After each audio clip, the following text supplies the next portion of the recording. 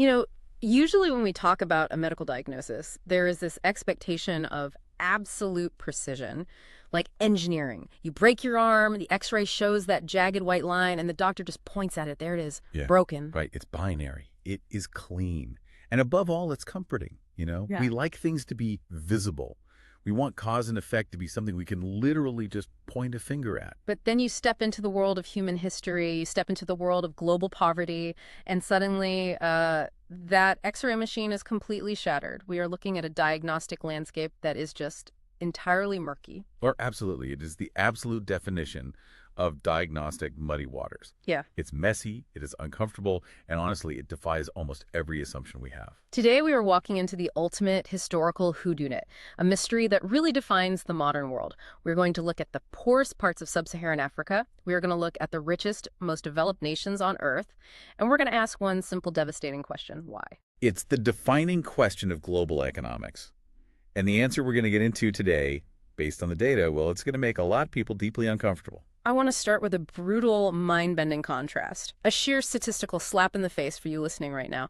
I want you to picture the year 1750. Right before the Industrial Revolution really took off. Exactly, before the modern world as we know it existed, before the steam engine changed everything. In 1750, if you measured the wealth gap between the poorest parts of Africa and the developed world, it was basically zero. Statistically indistinguishable. Zero.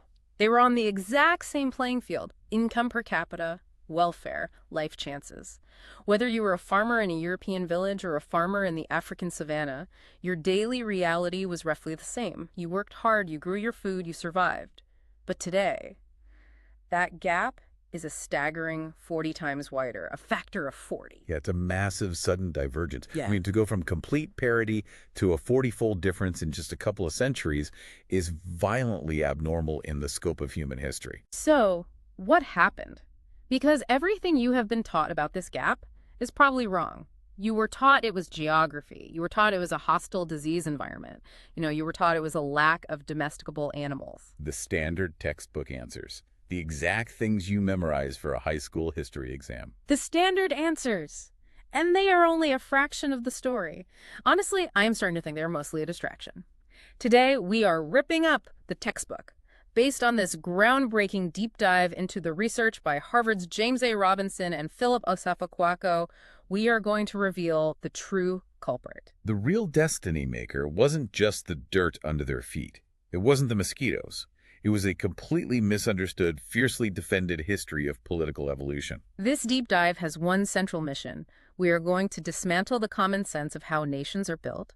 We are going to look at why some societies seemingly chose crushing poverty. They looked at wealth, they looked at development, and they walked away. And they did it for one specific, incredibly human reason: to avoid being ruled by a king. Okay, wait, let's unpack this immediately because it sounds insane. Why would any society choose to stay poor? It defies basic human nature, doesn't it? We want comfort, we want security, we want better lives for our kids. You would think so. Uh-huh. But the data tells a much darker, much more complicated story. Because the alternative to poverty wasn't just getting rich. The alternative was building a ruthless, efficient, centralized government. And for millions of people across the African continent, that alternative was simply too terrible to accept.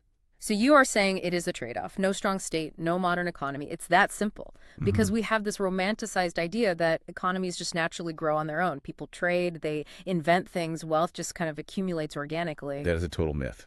The academic consensus is absolutely brutal on this point. Effective, centralized states are the absolute prerequisite for economic development. You need a state to enforce contracts. You need a state to protect private property. You need a state to build the physical infrastructure that allows a market to even exist in the first place. Without this state, the engine of the economy has no spark plug. You can't have a stock market if you don't have a judge to throw someone in jail for stealing your stocks. You can't have a national shipping industry if you don't have a navy to fight off pirates. Precisely. The state provides the invisible scaffolding of prosperity. And this is where the divergence truly begins. To understand the 40x wealth gap, we have to look at the historical data of state building. There is this fascinating metric called the State Antiquity Index. It measures how long a region has been under the control of a centralized bureaucratic state. Let's visualize this for everyone listening. I want you to picture a massive chart, a timeline spanning from the year 1000 to the year 1500 AD. 500 years of medieval human history graphed out. If you look at Eurasia, so Europe and Asia, their line is soaring at the top of the chart. The index is almost maxed out. They are aggressively building states. They are consolidating power. They are creating the bureaucratic machinery of empires, tax collectors, standing armies, written laws. And Africa, where is their line on this graph? Africa is lagging way behind. At the very bottom of the chart, the line is essentially flat. The state-building process is fundamentally stalled compared to the rest of the world. They simply are not centralizing power. Okay, I have to push back here. You make it sound like Europe had this magical nation-building template, like a recipe for a cake. You just put the right ingredients in a bowl, bake it for a few centuries, and ding, you get an empire. What exactly was this Eurasian template? Well, that is exactly how historians and social scientists have viewed it for decades. They looked at Europe and Asia and deduced a classic, supposedly universal model. It relies on 3 golden ingredients. Let's hear them. Because if they are universal, they should work everywhere. Number 1 is high population density. Pack people together tightly on a piece of land. That makes intuitive sense. More people, more friction, more disputes over who owns which pig.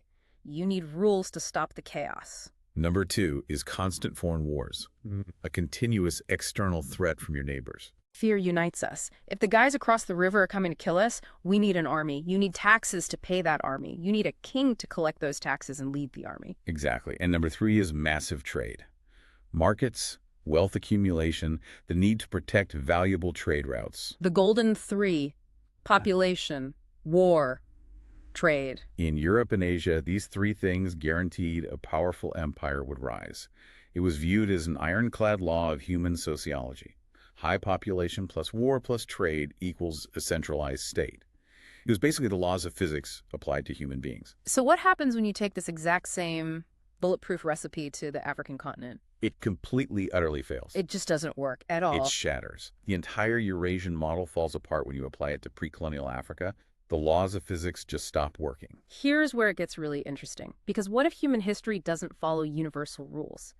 What if the laws of sociology are localized? Today, we are putting 16 traditional civilizations into a massive, data-driven lie detector test. We are going to look at the findings from a database called the Standard Cross-Cultural Sample. Let's avoid the academic jargon. Think of this as an anthropologist's vault. A vault is the perfect way to describe it. It contains incredibly deep, meticulously researched data on traditional societies around the globe. Anthropologists spent decades living with these groups, cataloging every marriage custom, every farming habit, every political structure. For this specific study, the researchers isolated 40 distinct African societies from this vault. And we aren't just looking at one type of culture. This is a massive, diverse spectrum. We are looking at the Kung Bushmen, who lived completely without states. Absolute hunter-gatherers, no centralized authority whatsoever, no police, no kings, no taxes. And on the exact opposite end of the spectrum, you have the Asante Empire in what is now Ghana. Highly centralized, a complex bureaucracy, a powerful king sitting on a golden stool commanding massive armies. We have the stateless Tiv in Nigeria. We have the highly centralized Gonda in Uganda. 40 different societies, 40 different historical experiments in human organization. We take them and we put them in the data lie detector to test the Eurasian rules. And the results are a massive slap in the face. Let's start with the first golden ingredient, population density. The myth is simple. Packed cities create strong governments. If you have a massive group of people living on a small piece of land, they absolutely must form a central authority to manage the chaos. That is the Eurasian reality. The global data shows a massive, robust, positive correlation. More people per square mile equals a much higher chance of a centralized state forming. It is statistically undeniable everywhere else. But in Africa? Zero correlation. A completely flat line. Wait, stop. You were telling me you can have millions of people packed together, literally bumping elbows, competing for the same water, the same game, the same land, and they just refuse to form a government. That is exactly what the data shows. The mathematical trend for the African societies is perfectly negative, completely canceling out the global trend. In the African data, the densest populations were often completely politically shattered. They remained utterly decentralized. I am having serious trouble wrapping my head around this.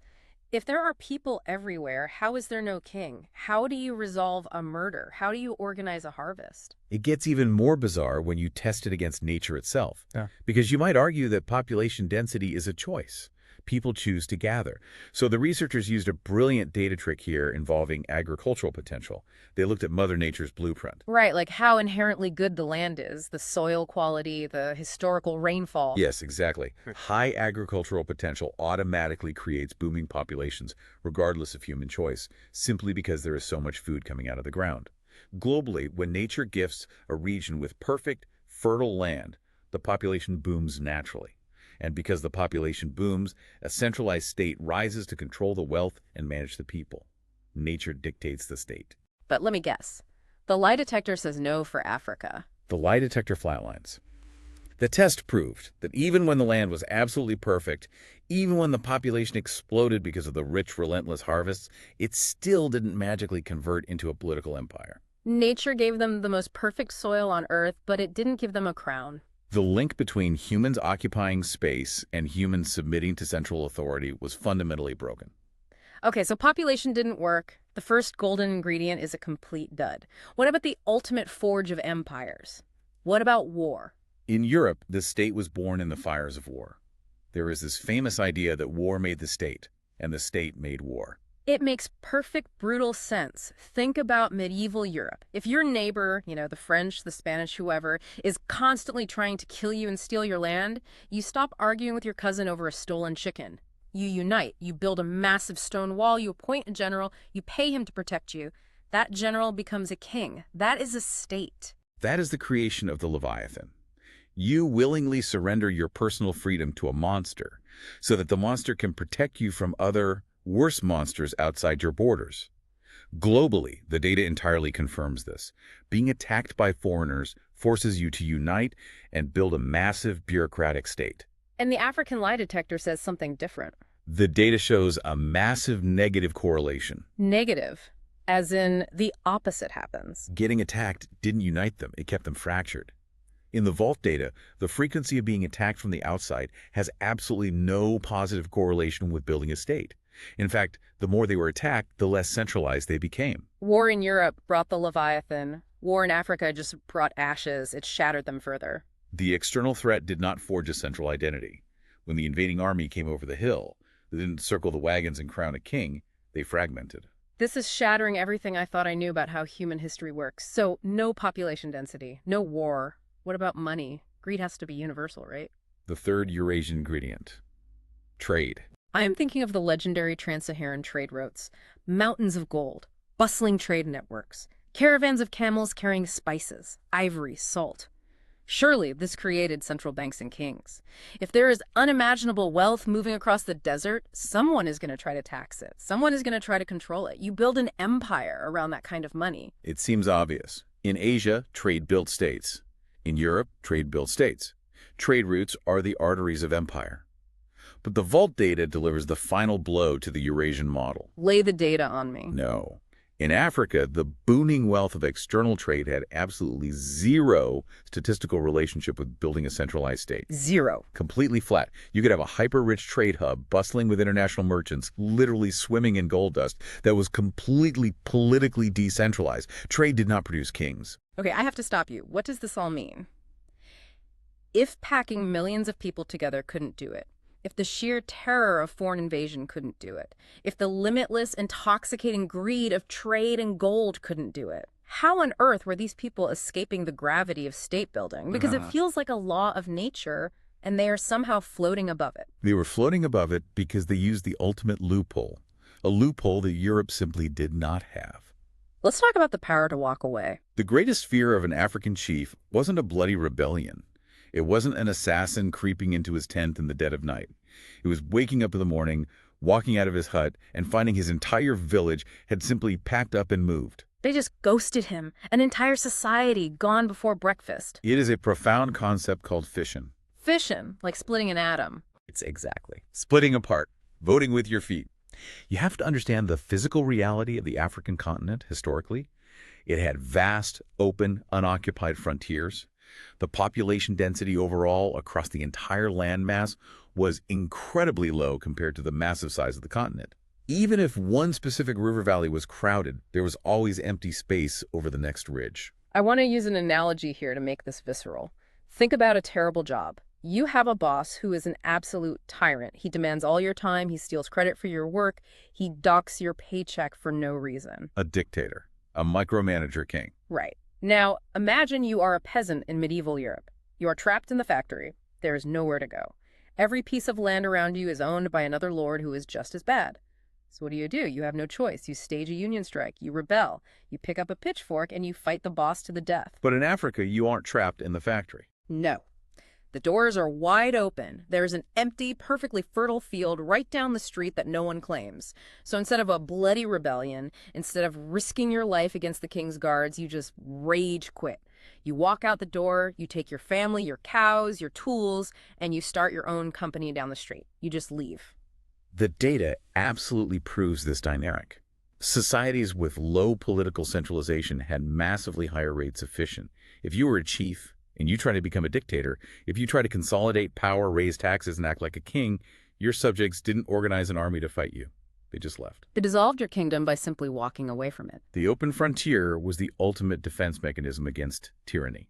You cannot tax an empty village. You cannot draft an army of ghosts. The moment a leader became oppressive, his political capital literally evaporated into the savannah. That is brilliant. It's the ultimate nonviolent resistance. It's structural anarchism. But wait, I have a massive problem with this theory. Africa did have some states. We just talked about the Asante Empire. We talked about the Gonda. How did they form? If everyone could just pack up their tents and walk away the second someone demanded a tax, how did anyone ever get a crown to stick? This is where the researchers drop a wild, truly counterintuitive statistic. We just established that foreign wars failed to unite people. Right. External attacks just caused them to scatter and fission further. But what about internal war? Civil war. Yes.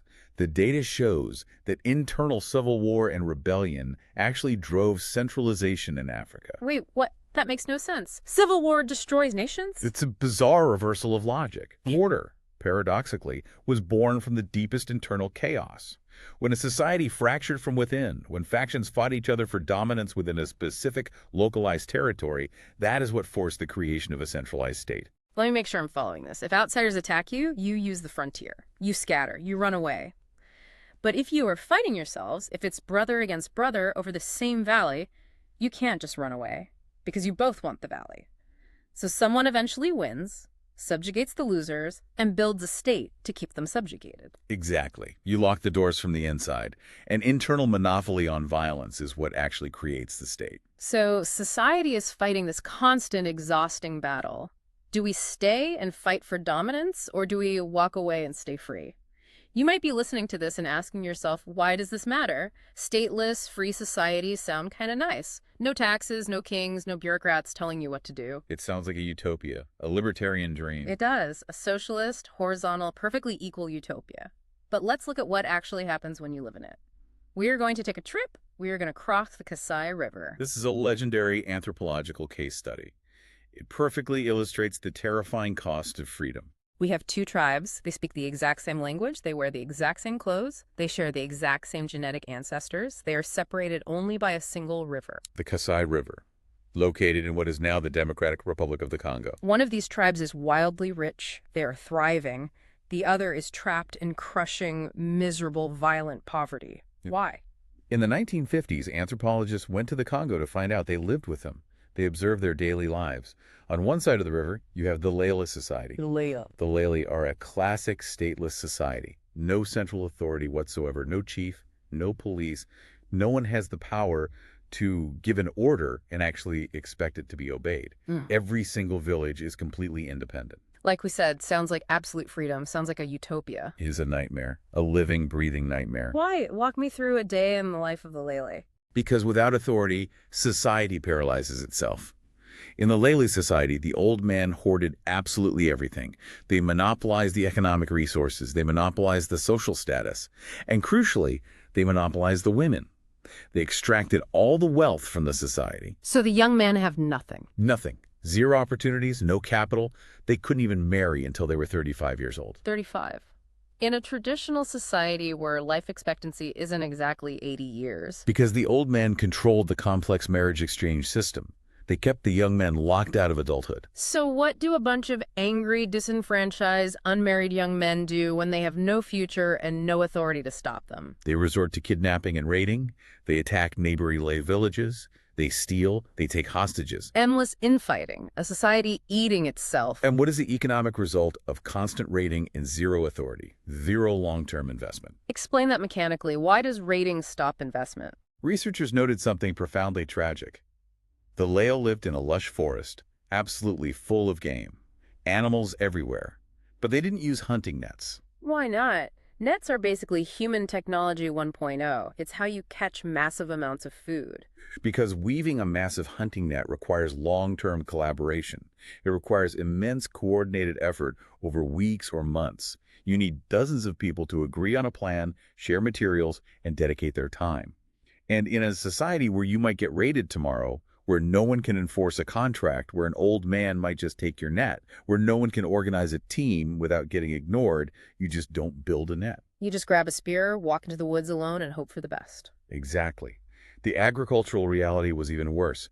Because they couldn't organize labor, because no one could force anyone to work, they only pulled one sad, pathetic corn harvest a year out of the incredibly fertile ground. They were poor, they were constantly hungry, and they were constantly fighting. That is the trap of a stateless society. Absolute freedom meant near starvation.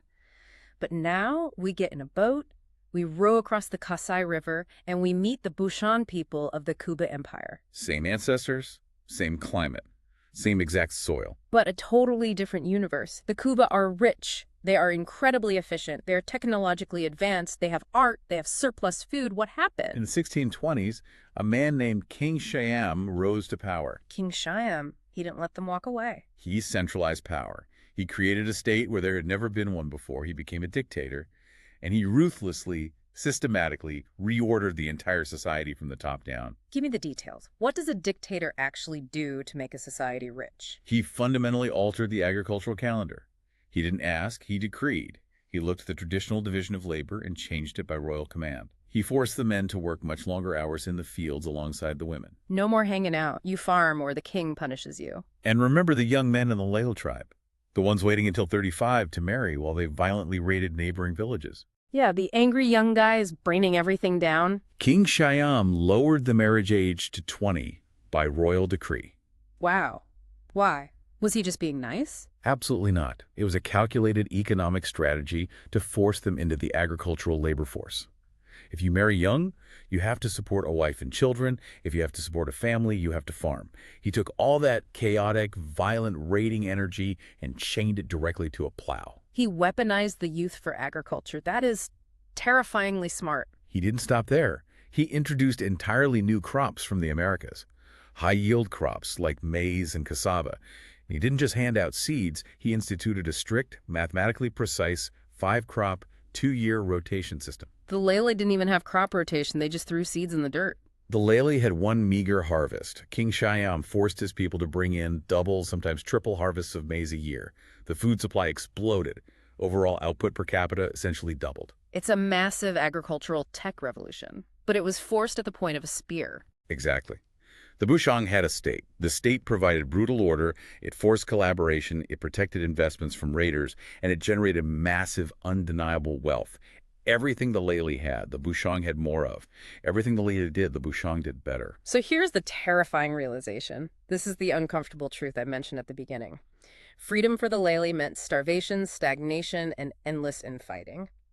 Tyranny for the Kuba meant a booming economy, technological progress, and full bellies. It poses a very dark question about the cost of human progress.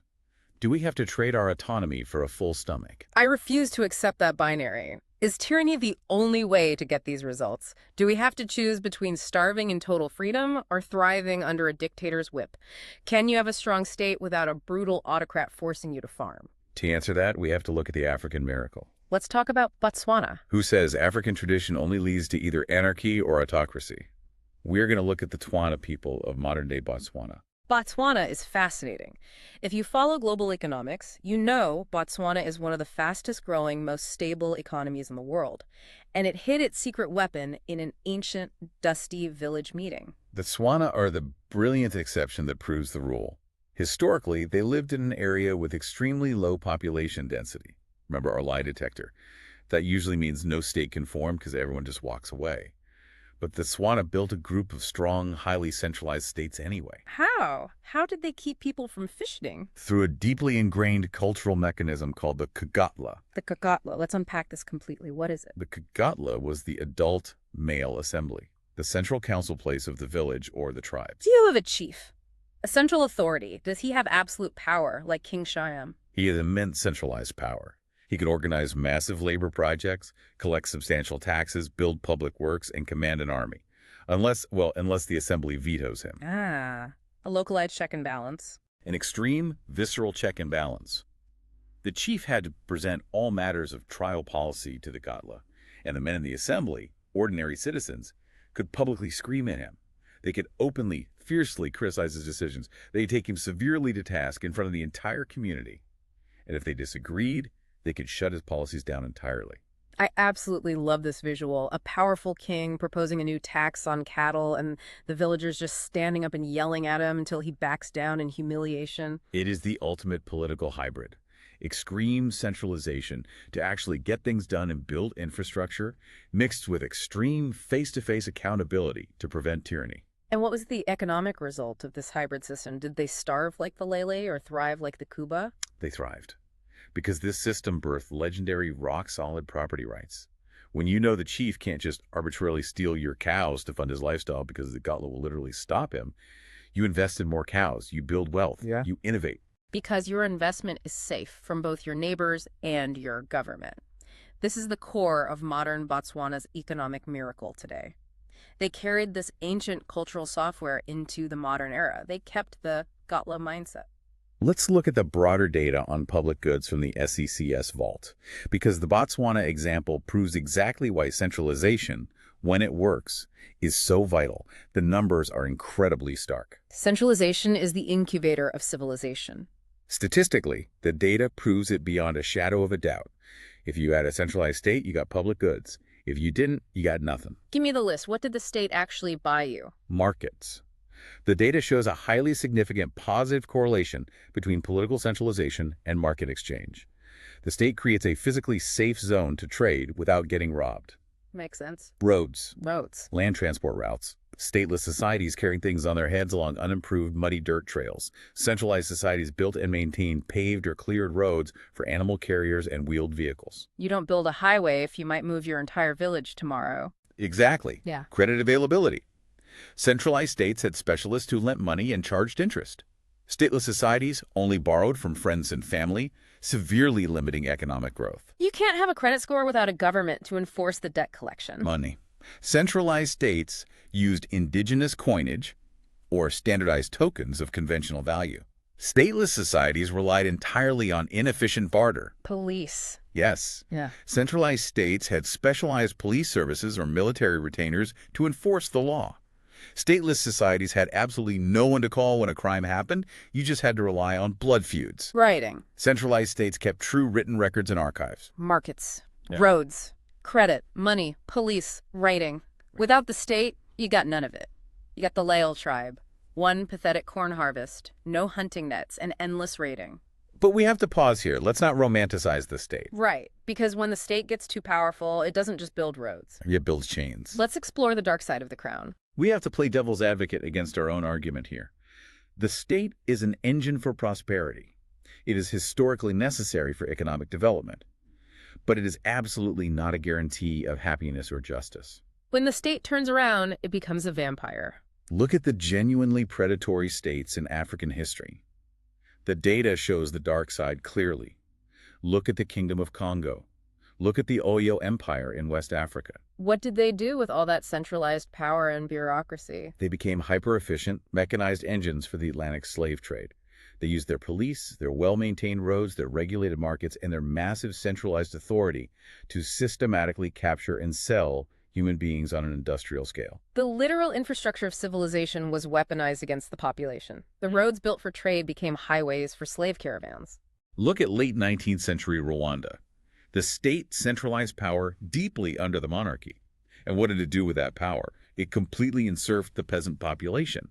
It institutionalized rigid, inescapable class divides between the Tutsi elite and the Hutu majority, forcing the rural population into brutal, grinding servitude. The Leviathan was supposed to protect them from the monsters outside, but the Leviathan just ate them instead. The statistical data provides a chilling reality check here. We just said centralization strongly promoted roads, money, and police. But when the researchers looked at the correlation between centralization and the protection of private property rights, well, Let me guess. It wasn't as strong. it was noticeably weaker. The statistical significance dropped considerably. It proves that just because a state can protect your property doesn't mean it will. The state protects you, right up until the moment it decides it wants what you have. And this terrifying reality, this vampire state, is exactly why African societies fought so incredibly hard to stop kings from rising. They looked at the Kuba Empire. They looked at the Oyo. They saw the chains. They saw the forced labor. And they said, no, we will not build a state. We choose poverty over servitude. They weren't failing to build states because they were ignorant or primitive or lacked the right geography. They were actively, successfully, brilliantly resisting the monopolization of power. And they invented a social weapon so ingenious, so deeply embedded in their cultural DNA that it broke the Eurasian model entirely. Disease didn't stop African empires. Geography didn't stop them. A brilliantly designed anti-dictator defense system stopped them. Let's talk about the ultimate social firewall. How do you stop a dictator without a bureaucracy? How do you prevent a royal family from rising up and taking over your tribe? Anthropologists realize something profound about these societies. These stateless groups weren't missing a government. They had evolved complex, overlapping, highly sophisticated social structures specifically designed to prevent anyone from getting too much power. So what was the mechanism? You use something called age sets. Age sets. This is one of the most fascinating concepts in this entire deep dive. Explain mechanically how this works. Think about how power normally concentrates in human history. It concentrates in families. A father gets rich, he consolidates land, and he passes the wealth to his sons. The sons form a clan, the clan marries into other rich clans, the clan gets powerful, and suddenly you have a dynasty. You have a royal bloodline ruling everyone else. The classic European feudal system. Power follows blood down the generational tree. To stop a dynasty from forming, you have to surgically break the power blood. You have to destroy the vertical family tree. So African stateless societies created age sets. They took young men from completely different families, completely different bloodlines, completely different rival clans. And they bound them together. For life. Through intense initiation rituals based solely on the year they were born or the year they entered manhood. I want to use an analogy here to make sure we truly grasp how powerful this is. Imagine if your loyalty to your high school graduating class, the class of 2024, was legally, culturally, and spiritually stronger than your loyalty to your own parents. That is a perfect analogy. If you were initiated into the class of 2024, the other men in that class are your brothers. Full stop. You share resources with them, you protect them in battle, you govern the village together. Even if my actual biological brother is in the class of 2022, I am closer to the class of 2024. Yes. Your loyalty is horizontal, sliced across the entire society rather than vertical, down your own family tree. So what is the political result of this horizontal slicing? Total unbreakable gridlock for tyrants. No single family could ever consolidate enough military or economic power to take over the tribe. Why? Because their own sons were sworn blood brothers with the sons of their political enemies. You literally can't start a civil war to make your family royalty because your own private army is fiercely loyal to the kids of the guy you were trying to overthrow. The society is woven together so tightly in so many overlapping directions that a centralized knot can't form. It was a perfect horizontal social contract. It dispersed power so evenly, so thoroughly, that a vertical hierarchy, a state, simply could not physically manifest. It's brilliant. It's a decentralized, peer-to-peer web of power long before the internet existed. And we have the historical proof that this was the exact specific mechanism stopping kings. How do we know for sure? Because when we look at the African societies that did manage to form centralized states, societies like Buganda or Rwanda, we find something glaringly missing. The age sets. They were completely wiped out. The kings of those centralized states systematically, violently destroyed the age set system. They actively outlawed it. They knew that as long as men were loyal to their graduating class instead of the crown, the king could not survive. The state had to destroy the horizontal bonds of brotherhood to build vertical obedience to the throne. Okay, this brings us to the tragic lock-in. Let's summarize the profound tragedy here. This brilliant social structure, the age sets, the power of fission, the accountable Kagatla, it protected the people from tyrants, it preserved their personal freedom, it kept them safe from the vampire state. It was a noble, incredible, intellectual achievement. It was a highly sophisticated political philosophy enacted in real life. Society defeated the state. But there is always a but. Because they defeated the state, they couldn't build roads. Because they defeated the state, they couldn't organize massive agricultural tech revolutions like King Shyam. They couldn't fund police or writing or credit systems. By locking out the tyrants, they locked themselves out of the technological and economic revolution, right as the rest of the world was violently accelerating. Europe embraced the Leviathan. They suffered under brutal kings, they bled in massive pointless wars, their peasants were crushed, but they built the roads, they built the ships, they built the modern economy. Africa resisted the Leviathan. They kept their autonomy. They protected their communities. Yeah. But they lost the future. Let's bring this all back to the present day. Let's look at the echoes of this history. When the colonial era finally ended in the 1960s, the European powers drew arbitrary, perfectly straight borders on a map. They slapped the bureaucratic concept of a nation-state over a continent of people whose deep, ancient cultural software was fundamentally beautifully coded to resist centralized authority. They forced a rigid Eurasian template onto a fluid African reality. And we wonder why modern African states struggle with legitimacy, why they struggle to provide public goods without corruption. The political and economic struggles of these modern nations aren't just about bad policy today. The seeds of this 40x wealth gap were planted hundreds of years before 1750 in a noble, ultimately tragic quest to stay free. The ghost of the Laili, the ghost of the age sets, the ghost of the open frontier, it is still in the machine. I want to leave you with a final provocative thought, something that builds on this idea of fission and age sets, but applies to you right now. Look at our modern world today. Look at the internet. We are increasingly fragmented. We deeply hate centralized authority. We distrust our governments. We distrust massive tech corporations. We distrust the modern Leviathan. And what do we do when we don't like a platform or a job or a political community? We're fission. We vote with our thumbs. We log off. We move to a new server. We create a new cryptocurrency to completely bypass the central banks. We are building decentralized, cross-cutting digital age sets right now. Discord servers, subreddits, DAOs. We are using digital frontiers to escape the control of the state, just like they use the savannah. We are actively, passionately trying to defeat the central state to maximize our personal freedom. But as we have learned today from the banks of the Kasai River, when society successfully defeats the central state, what happens to the public goods? What happens to the roads, the bridges, the physical infrastructure of human progress? If we all digitally walk away to preserve our perfect freedom, are we, right now, walking backwards into the exact same trap?